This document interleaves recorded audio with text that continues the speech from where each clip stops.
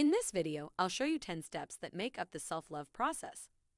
They're not just steps, but are also acts of self-love. Self-love is a really important aspect of human life. It's even more important when you're depressed and looking for a way out. Learn how to love yourself and others in this video. You deserve to be loved, respected, and taken care of. And the first step is learning how to love yourself. You are deserving of good things in your life, and you need to learn how to give yourself those good things. In this video, I'm going to teach you how to be loved and cared for by learning how to love yourself. I used to think self-love meant being the prettiest I can be, displaying a facade of perfection to the world on social media, and denying any of my hidden fears and doubts. How wrong I was. Self-love begins and ends internally. It cannot be contingent on how others feel about us, what they think about us, or what they say about us. Validation from others is addictive. We can become unhealthily reliant on it. Remember that self-love can only be cultivated internally. Here's how. 1. To have self-esteem, start by doing esteemable things.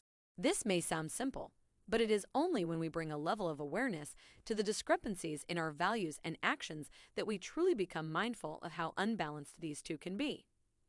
I can mean well, but actively gossip. I can believe in honesty, but lie to my peers.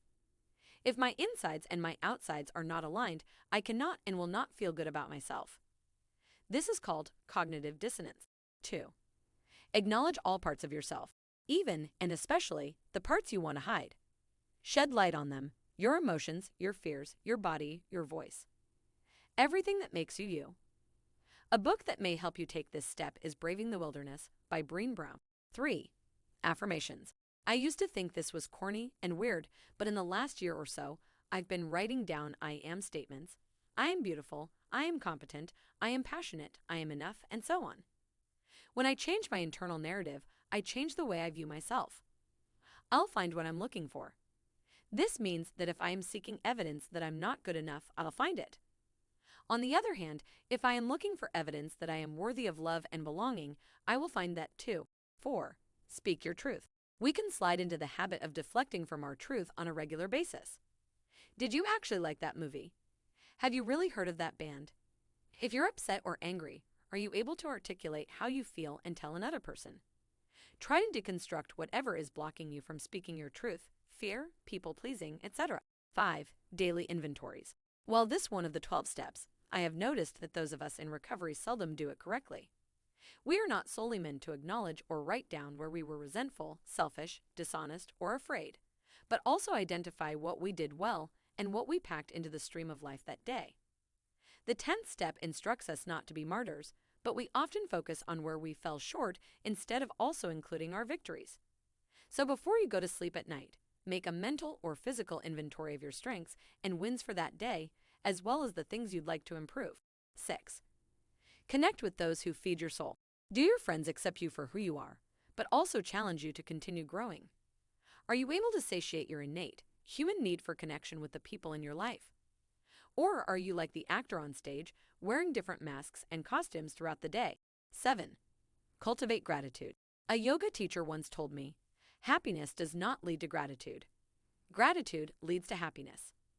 This is also true of internal happiness and self-love. What are you grateful for about yourself today? 8. Practice compassion and forgiveness. Yes, it's important to practice this with others. But can you also practice it internally? You are human. You will fall short. You will make mistakes. But more importantly, what is the story you tell yourself about your mistakes? Can you cultivate non-judgmental awareness inwardly and forgive yourself while also staying accountable on a daily, even moment-to-moment basis? 9. Learn to laugh at yourself. Going along the lines of self-compassion, try to incorporate humor into your internal narrative. Instead of, why can't I do anything right? Or, I hate my body, I invite you to laugh at your humanness. 10. Be of service.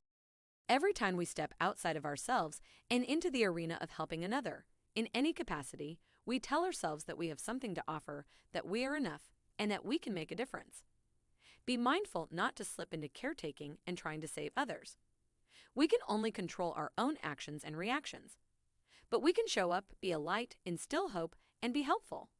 And in doing that, we set ourselves free. After seeing this video, do subscribe and like if you think it was useful or entertaining.